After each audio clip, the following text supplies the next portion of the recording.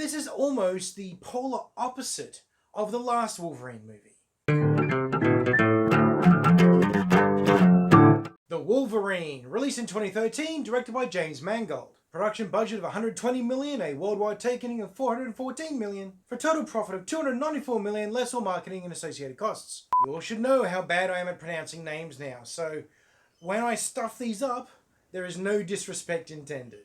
Starring Hugh Jackman and Brian T. So far so good. Tao Okamoto, Rila Fukushima, Hiroyuki Sanada, Hal Yamanuchi, and I think I got them all right, or at least really close.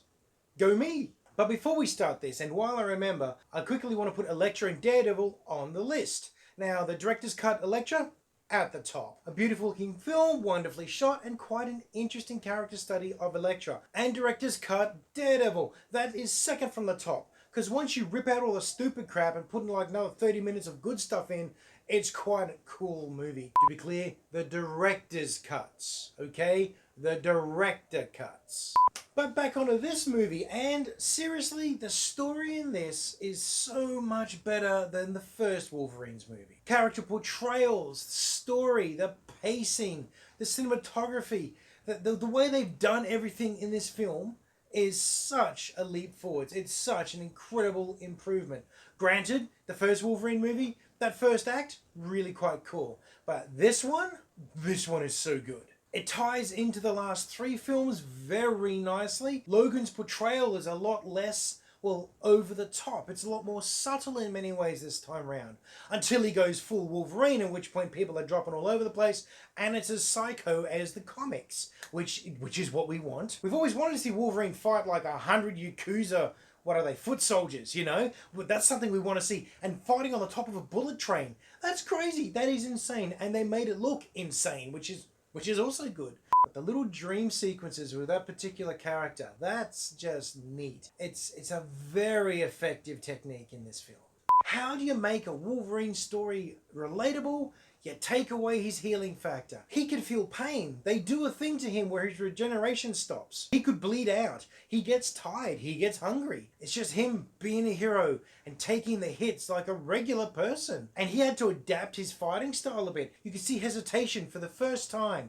You could see Wolverine hesitating in a fight. The other thing is, everyone's good in this. All the supporting actors, they're gold. It feels real. It looks mostly real. Every now and then it's clearly a set. It's very obviously a set on a backlot somewhere.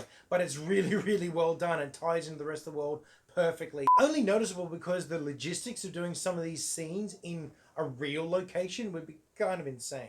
CGI is great this time around. Thankfully, finally, they've really got great CGI for Wolverine, his claws, and all the other effects and things that go on around him. But the locations and the setups, the lighting, quite often the lighting is spectacular. Really, really well done. And all the classic sort of stuff you'd expect to see. You know, a darkened village with snow falling at night, hiding out in some divey love motel, then a beautiful seaside house in some lovely southern fishing village. Ninjas running around an estate taking people out. Super high-tech science, and yes, a mecha. Okay, the mecha was probably the weakest part of the film. In fact, the third act was the weakest part of the film as usual. Still a hell of a lot better than the third act of the last Wolverine movie. You know, it's third actitis. It's kind of what happens in these films when you've got to have your big finale centerpiece and it ends up overshadowing all the other story elements that you've been enjoying up until this point. Not to mention that mecha, I think, is meant to be the Silver Samurai. The Silver Samurai is its own character, a bit of a goofy character, not the greatest character in the comics. I'm undecided if this is a good thing or not. You know, it was its own character, but the character's kind of crap, and it is a great big mecha suit, which is, you know, you kind of want. It's hard not to like the mecha suit, but at the same time, it's a little silly. I don't know what you're gonna do. Dialogue, acting, effects, sets, location, story, characters, the whole thing. Such an improvement on the last time we did this.